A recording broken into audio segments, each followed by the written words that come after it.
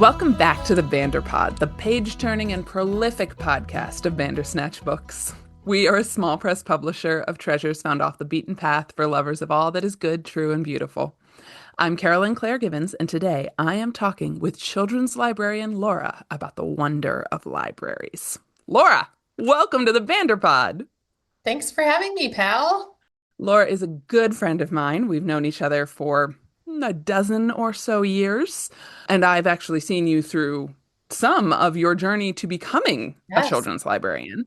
Yeah. But why don't we begin with telling everyone else what you do and how did you get to the job that you have? Have you always wanted to be a librarian? What's your story? I love a story. So I was always a bookish kid growing up. Loved spending time at the library, loved reading, loved just being around books at any time. So when I was, studying in high school and college, I sort of naturally knew that I would veer towards that kind of job. Hmm. When I graduated, I kind of just looked for jobs like that. I applied to some jobs at libraries, a couple jobs in publishing, and I ended up getting an offer to work at a publishing company. So I did that for almost 10 years, I think. Oh my And kind goodness. of midway through that journey, I sort of was thinking, okay, this is okay. But also, I think it might be kind of fun to move sideways in the book world a little bit. And I thought maybe getting a master's degree would be a good plan. So I did an Mhm. online program to get my master's in library and information science, which is a great long name, Very. master's degree. Yep. So I did that while I was still working at the publishing company. And then when I finished that, I got a job as a substitute librarian in my library system, which I always like to tell people is a great thing to do if you're looking for sort of how to get your feet wet in the library world. Hmm. So that was really helpful. And then after I'd been doing that for about 2 years, I got a full-time librarian position, and I've been doing that for almost 8 years. Very cool. And am I correct that children's librarian is your title? Yes, I Or, am a okay. children's librarian. All right. Yep. All right. So what does a children's librarian do? Yeah, so a lot of programs. Story time is kind of our bread and butter. That is, Hmm. I get to do a family story time right now, so it's for all ages, and do a bunch of songs, a lot of wheels on the bus, some Raffi, some jumping and counting.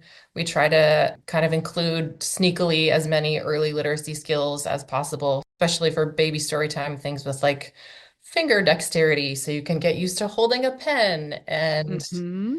counting and recognizing letters and all that early childhood development stuff. So you're not just sitting there telling children, Oh yeah, no shushing or minimal shushing whenever possible.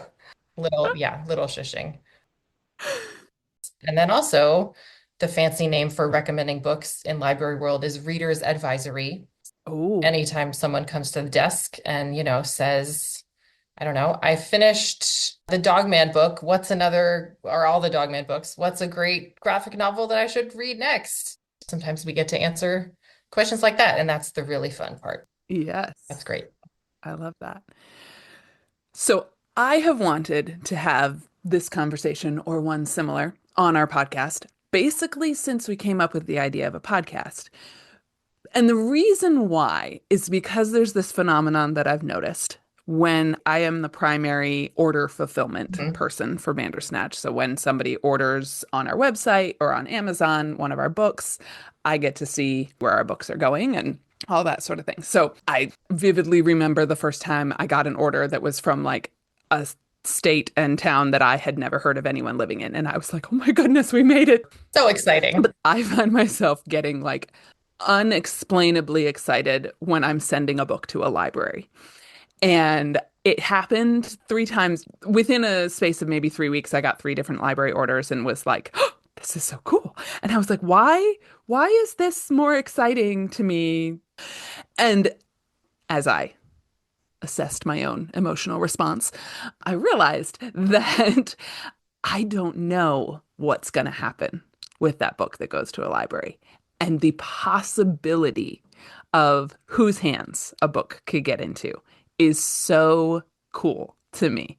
So I want to hear from your perspective behind the library desk. What do you see as the possibility of libraries? I think some of where that excitement feeling comes from is the fact that books in libraries are both free Mm, and available to anyone if you have a library card. hmm. Both of us enjoy browsing at a bookstore, Right. which is really fun. And especially if you have like a, crisp $20 bill in your pocket and you know you're going to spend it. But libraries are sort of unlimited in, like, you could go and get 5 books if you have only $1 in your pocket because they're free. Yeah. And they feel less commitment heavy way than maybe purchasing a book does. You can Hmm. get, oh, this cookbook looks really interesting. Maybe I'll just sort of skim through the pages and read 2 recipes and I'll just return it. It's not like, okay, now that I spent, $30, I guess I better make everything from it. It's Right. sort of like a lower commitment way of checking out new things to read or, enjoying books in a way that's different than purchasing them to always have. Hmm. I remember a few months ago, you were at a library Mhm. and you saw a book on a shelf and you immediately took a picture of it and texted it to me and our friend Kelly because we have a group text that tends to be bookish.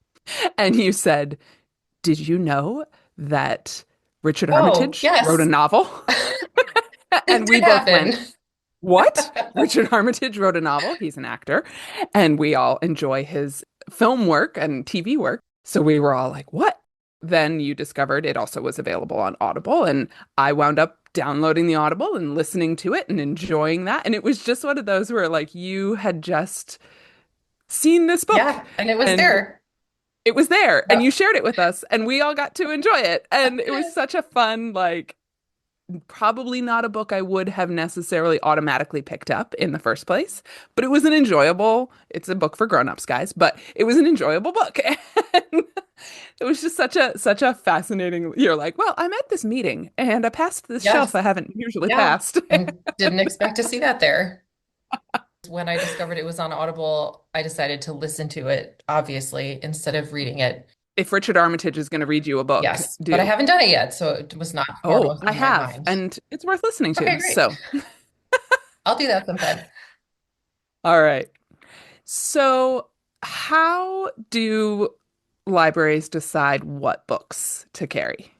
I mean, this can definitely vary from library to library, but as a general rule, Hmm. most libraries have a department that is in charge of all the book ordering. So that might be one person, it might be 10 people, depending on the size of your library. Right. And they do a lot of research and reading and staying on top of Publishers Weekly and book lists and book reviews, and they read blogs and listen to recommendations from other people and all those things. Hmm. However, there's a lot of books in the world, as you know.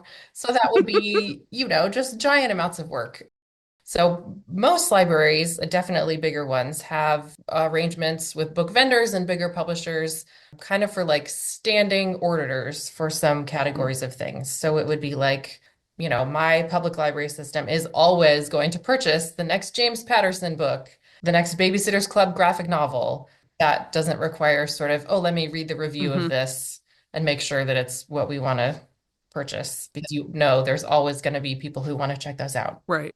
Before all that, however, every public library has their own sort of collections policy, and a primary job of the department is making sure what they're purchasing adheres to sort of those guidelines. Most public libraries, mine included, don't purchase textbooks. That's just sort of like a specialized type of item that we don't have. If you're an academic library, you're going to have a ton of textbooks. So it just kind of depends on Right. who your patrons are, what type of thing you want to purchase. So, yeah, the collection policy in place, and then kind of standing orders for the things that are going to be really popular and always checked out. And then reviews, recommendations, all those sources of places like you and I who love to talk about books all the time. Right. Right. Right. Is there a way for a user of the library, a patron of the library, to ask for a book to be added to the collection. Yes, and I'm so glad you asked this because in a lot of library websites, it's like hidden sort of behind something else. Mm, Many of them have a place on their website or a form that you can ask for and fill out that's like suggest a title or suggest a purchase or called something like that. That is a way for patrons to request that the library purchase an item. hmm So generally, that'll ask for information like the book title and author, the publisher, and maybe like the ISBN number, which is that hmm sort of long 13-digit number that's like on the copyright page. hmm And then that'll go to the staff member who's in charge of purchasing. They'll review, does this meet with our collections policy? And then they'll get a copy and put it on the shelf at your library. It's so exciting. Yeah, generally they will only purchase in one format. So like you know that your library has, a copy of this is a great example of Richard Armitage's novel that he wrote, and you would hmm really like to listen to it, and you request that they purchase the audiobook, they might not do so because they already have it in print. mm So sometimes they're limited to the format that they can purchase. hmm But yeah, usually you can suggest that they purchase a title, and most of the time they will. hmm There's also many libraries have specifically a policy for local authors. mm So if you are an author and you go to your local library and say, "Hello, I'm an author. This is a book that I have published. Can you please add it to your collection?" Most of them are more than happy to do so. Sometimes it'll get a little sticker on the spine that says you're a local author. Yeah, that's always kind of an exciting thing when we can partner with authors who are around and it's like a mutually beneficial arrangement. Yeah, yeah, absolutely. So we're in the Charlotte area, so we've got a very large library system in Charlotte, Yeah. and finding the link on the website for suggesting books was an adventure. Mhm. And then there have been times where, a book that I've suggested hasn't met the criteria for some reason or another. And often it's, if it's a Bandersnatch book, for example, that might just be because we're such a small press, like we don't have a ton of those reviews that are out there publicly. Hmm. So I'm still working the system. Every time I meet Mhm. an actual librarian, they're like, we need to get your books in. So I'm still working the Mhm. the system, but I haven't Yeah, yet. I'm applauding your efforts to do that. Thank you. Thank I you. hope it works out. Thank you. There are also, I mean, it might be worth an ask hmm at both your library and your, as in listeners' libraries. hmm Depending on kind of library's budget situation, sometimes they will take donations mm-hmm. of books and just add them to the collection. Yeah. It might always be worth an ask. Yeah. Hey, I have this book. I think it's really great. If I donate it, will it be added to the collection? Yeah. Sometimes they'll say no, and they'll say, we save donations for our book sale at the end of the year or whatever, but hmm they might say yes. They might. It's No. always worth asking. Yep. Exactly. Okay, so how do books leave a collection in a library? Are the librarians just chucking out old books in order to make space for new books? Usually not. There's Okay, kind good. of a sort of many-factored algorithm that would go Uh-huh. into a decision like that. It probably is a combination of circulation statistics for that book. Has it been checked out, 80 times? Has it been checked out one time in 15 years? Right. Those are the sort of things that like library computer systems keep track of and that go into those factors. So there's circulation statistics, the condition of the book. If Mm. it has been checked out 80 times, it might be a little, grubby is the sort of library term. There's a grubby list of books that have been checked out perhaps 80 times. Might be a little gross, might be time to replace it. Has it been chewed on by either a human or an animal? Factor that might go into deciding that the book is in poor condition and needs to go. And then also, this is definitely more prevalent in nonfiction. Like, is the material outdated? Mm. We probably don't have iPhone 10 for dummies on our shelf at the library anymore. World history stuff usually gets refreshed every few years. I know my library has a couple different series for kids that are like nonfiction information about each state. Right. So like, 50. or so titles that probably gets redone by the publisher like every 10 years. And so we Uh-huh. will repurchase it every 10 years because Hmm. state history changes frequently. Remarkable how that happens. Yeah. So things like that are sort of more evaluated based on content. And if it's old or outdated, Hmm. those will usually Hmm. go. So you But probably aren't going to find a book on the shelf that's talking about Pluto as the ninth planet. probably not. Hopefully Just, not. I mean, I don't know. I Um, feel like it's a little sad. yeah, yeah, yep. Maybe about a picture book about how sad Pluto is that it's no longer a planet. I like that because that is a historical Yeah, fact. yep. So, yeah, okay. I bet that All right. exists. So then how do digital book collections work for libraries? Because you've got things like your library app might have Libby or Overdrive, you might have Hoopla, etc. So how do digital book collections work from the library's perspective? How can a user take advantage of them? And then I can also talk a little from the publisher's perspective, what I see on our end. But Sure. Yeah. your end first. Okay. Well, I'm also interested to hear your end because Yes. from the library perspective, man, it's complicated and I wish I understood it more. My understanding is that you sort of purchase, maybe it's sort of more like a lease, kind of like you're leasing a car, Mm-hmm. like a license for an ebook. Mm-hmm. It is more expensive than the print book, and the library has to pay to like renew that license, Mm-hmm. sometimes more frequently than they would have to pay to like replace the physical book. So, bottom line of both those things is that e-resources are very expensive for your library, Yeah. definitely more expensive than you would think. And, they're very convenient and people enjoy them. So the value there is high. That makes Right. sense. Right. They're expensive. However, it's a much bigger line in your library's budget than it maybe would have been 20 years ago. Right.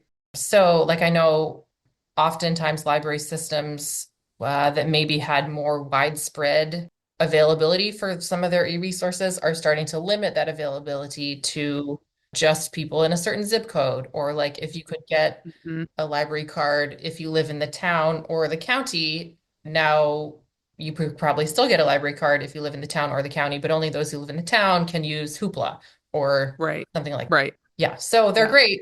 They're expensive. Yeah. Yeah. That's It what is, I that think. makes a really good point that it's worth looking in your state if there is a city in your state, if you're not in a large library system, Mhm. particularly, is there a city in your state that does offer an e membership to people living in the state? I mean, I know that that happens. Like my parents live in Pennsylvania. They can get an e library card for the Free Library of Philadelphia. They don't live in Philadelphia. Right. They live 2 hours Hmm. from Philadelphia, but Hmm. they can access all the digital resources of the Free Library of Philadelphia, Hmm. or at least the collection that they give to the whole Hmm. state. And so that's just a good thing to keep in mind. I'd say, as a general rule of thumb, my take is that, libraries want to put books in people's hands. Absolutely. Yes. That's sort of, their goal. But yeah, so from the publisher's side, we distribute a book electronically, our ebook version of, say, Mari and the Margins, our recent novel in verse for middle grade. So we have an ebook of Mari and the Margins. It's available through our ebook distribution system. And we just have I don't even think we pay for the subscription. We just, get things, we have to upload all the information, etc. And then that distributes it to all of your ebook platforms, everything from Apple Books to Libby to Overdrive to Hoopla to Everand, etc. Like all of the places where people get their ebooks. And then we get a royalty essentially from every time a book is used in one of those systems. And what is interesting to me is some of them are more of a it's about the same royalty that we would get if we were selling an ebook copy on Amazon. Hmm.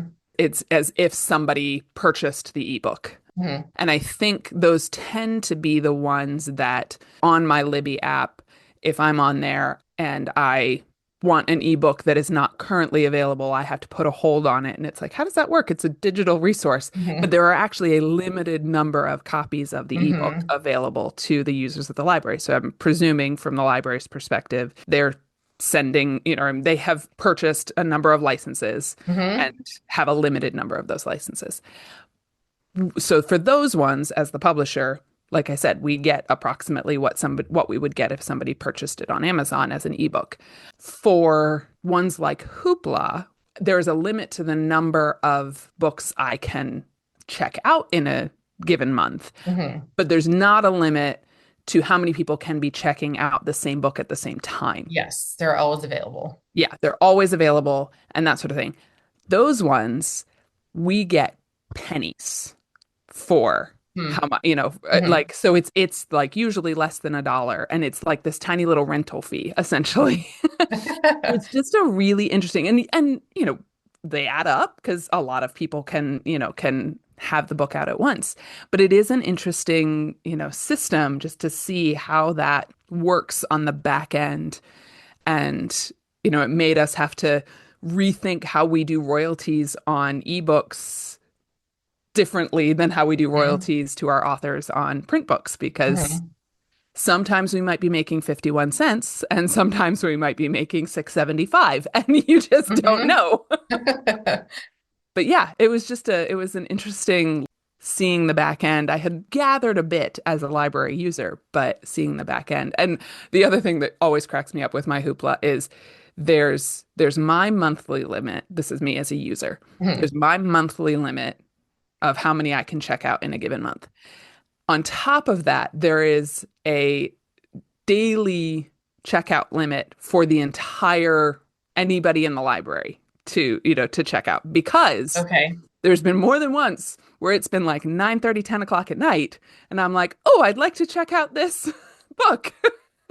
And it says, your library has reached its collective limit for the day. Please try again tomorrow.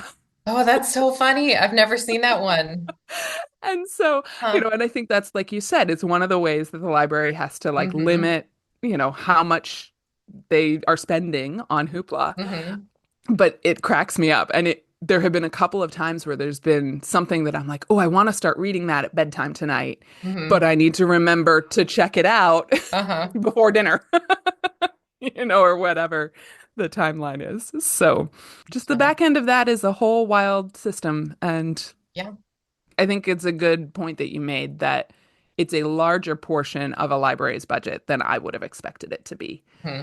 And that's you can still support authors and support publishers by checking them out as ebooks and support your libraries by checking them out as ebooks. But, Yeah. do a mix. Yes. Makes it good. Okay. Yes, exactly. Exactly. So, one of the other things you do is you give book recommendations on your Instagram, which is Bookish Red Reads. We'll link to that in our show notes. One of the things I appreciate about your book recommendations is that you also love books, which are good, true, and beautiful, the same way we do. So, I sometimes hear from parents as a publisher when we're talking to them about books a lot of concern around what is on the shelves at their public library. There are books out there that the parent might not want their child reading, and they might be available at the library.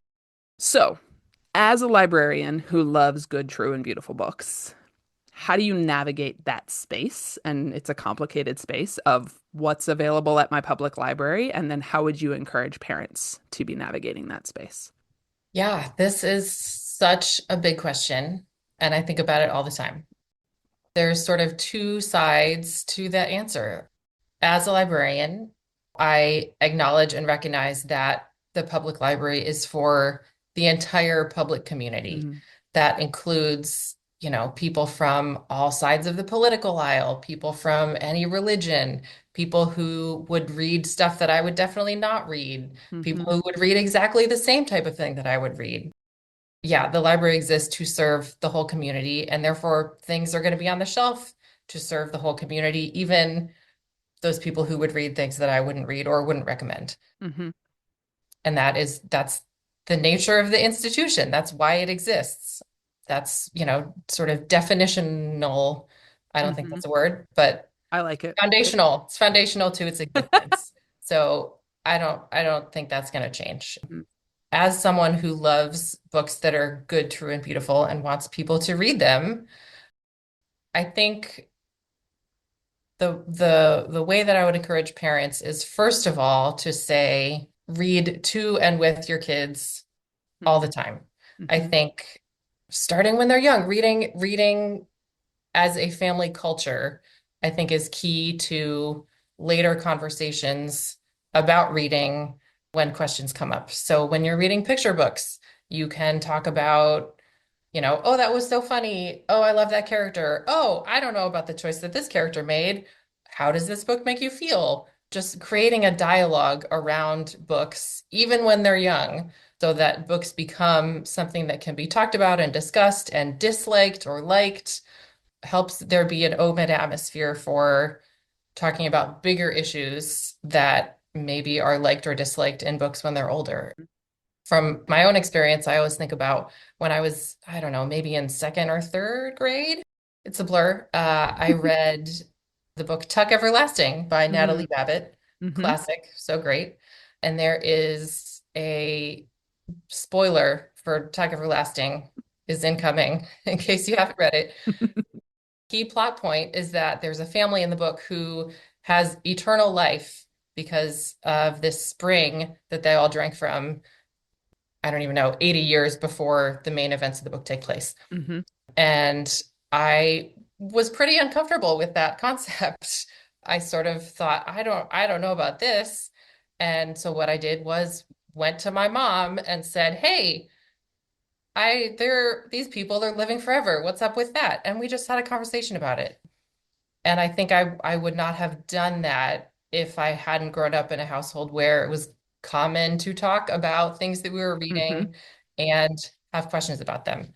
I don't remember that it was a big, scary discussion. It was just kind of like this is different than this is a fantasy element in a book that I previously had perceived as totally real. Mm-hmm. So how do I reconcile those two things? Mm-hmm. Yeah, so I think having a family culture where you can talk about and have questions about books is key to being a parent who's comfortable with turning your kids loose at the public library. And also, reading along with them. I had a friend for many years growing up who was in like kid and parent book club with her mom, Oh, that's cool. like all the way through like sixth grade. Yeah. And they would read, some just fun stuff, but also some super serious stuff that maybe it was great to have a parent around to sort of talk through when you're reading that material. Yeah, I think Yeah. I think that's key. Having an open family atmosphere about books Yeah. so that they're something to be shared and debated and talked about and not something scary Yeah. is key. Yeah. I remember growing up knowing my librarians. Hmm. Not like we were best friends or they were my neighbors or something like that, but they were the same people there whenever I went, from school library to public library. Like it was the same library, not they were not the same, you know what I mean. Right. In each place had its own set of librarians, and I felt like I knew them. And I'm sure that my mom and my dad also got to know the librarians, Mhm. at least on a amount of chit chat level, talk about books level. And I feel like if I can do that with a librarian, then because, if I'm a parent and I'm trying to keep up with a fourth grader reading, I'm probably not going to be able to because Hmm. that just doesn't happen. Yes, for sure. Um, but if you can build some relationship with the librarians at your local library and get to know them and what they would recommend, and then they can also get to know your family and what you want recommended, here's a great resource. You have the actual people who are, recommend, wait, what's the term? Book advisors? Readers advisors. Readers advisors. Yeah, if it's a total stranger recommending a book, I may or may not be interested in reading it. If it's somebody that I know something of their taste, then I'm going to be able to assess based on their recommendation whether I want to read it. And so I think Mhm. build the relationship with your librarians so that you have some level of comfort with their recommendations as well, would be Hmm. another thing to be thinking about. Yeah, absolutely. Yeah. Yes. And I mean, even if you don't know them that well, like don't be afraid to use them for a resource. Right. Some of my favorite interactions on our sort of interlibrary teams chat is Hmm. when someone like at a totally different branch has, hey, I have a parent who's looking for books with really introverted boys because she has one and they feel like that's a hard topic and what would you recommend? And then you have not just that one librarian that you asked, but like Right. 15 others chiming in. I just read this one and it was great. Right. Yeah, it's a great resource network for specific, like you can ask for specific things, and because you are asking a group of very widely read people, the Exactly. odds are good that they will be able to fulfill your literary need. It is true. It is true. All right. Well, as we wrap up, I want to ask you some quick popcorn questions. Great. So, do you have a favorite proverb or word of wisdom that you like to spout off or take to heart? Wow, favorite proverb or word of wisdom. The first proverb or word of wisdom that comes to mind is I own a t-shirt that says, maybe it will all work out. And I also bought one for my mom because we both tend to be on the worrier side. And sometimes it just is really helpful to look in the mirror and see my shirt that says, maybe it'll all work out because it might. It might. It's Yep. true. I love that. Maybe it will all work out. Yep. Do you have a favorite word? Oh gosh. Okay, I've already thought too long for a popcorn question. I don't think I have a favorite word. Okay. When you asked that, the thing that popped into my head is the scene from You've Got Mail when Kathleen Kelly is talking about how she gets caught up in the language of books. And I forget what book she's quoting, but she says words like thither and mischance. And I think yes, less than having a favorite word, I appreciate the sound of good language. Like I'm reading a book about Shakespeare right now, and it just reminds me how much I love sitting in an audience and hearing Shakespeare and just the sound of his sentences. It just warms my heart. I love that. I love that. Yeah. Do you have a favorite genre or kind of book that you like to read? Love me some middle grade books that make you cry. Okay. All right. That's the go-to. We've got some good ones coming for you. All right. Good to know. Awesome. What is a new book on your shelves? And this could be your library shelves as well as your personal shelves. What is a new book that is exciting to you, whether you've read it or not? Wow. Okay. For myself, for an early Christmas gift, I purchased The Myth Makers Mm-hmm. by John Hendricks. And things being as they are during the holidays, it is still sitting unread on my shelf. And I am so excited to dive into it as soon as I finish the library book that I'm currently reading. I like So it. that is a new book that I'm excited about. I like it. I also am in the same boat where I have had it since before Okay, great. Christmas. That makes me feel like not behind the times because I No, know it came no. out a few months ago, but Yeah, yeah. its We'll time be has the not we'll yet be the come. second wave, you know. Yes, there we go. Um, we'll talk about it when it's Yeah. beginning to fade from people's memories and give them another Yes. boost in sales. Yes. All right. Well, before we say goodbye, I want to be sure to tell our listeners about our next big project, the Kickstarter for a poetry collection that is full of fun and whimsy and heart. It's called I've Got a Bad Case of Poetry, and it's going to bring together words, rhythm, images, rhyme, all of these things together to instill a love of poetry in kids. We are so excited about this project, guys. It's got 170 poems from over 60 poets. It's an incredible collection, and the whole thing will be illustrated by the artist Emily J. Person. There's going to be over 100 fully illustrated spreads. And The whole thing's been edited by our own poet in residence, Rachel S. Donahue, who is a lover of words. And I think that it will find its place among the classics of the children's poetry anthologies, which so many of us grew up, and have the one we remember growing up with. So, listener, if you are interested in helping us bring this book out into the world, please back our Kickstarter before March 11th, 2025. We'll have a link for it in the show notes. You can find it on our website and on social media.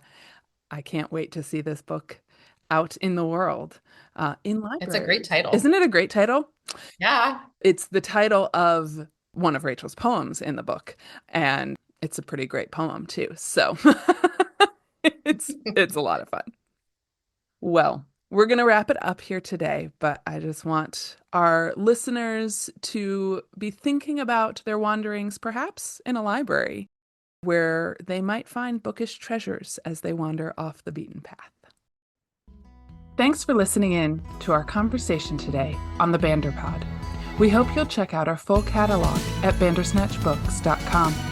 The Banderpod is produced by Rachel S. Donahue, A.B. Donahue, and Carolyn Claire Gibbons. Audio engineering by S.D.G. Morgan. Artwork by Evelyn Warnamendi.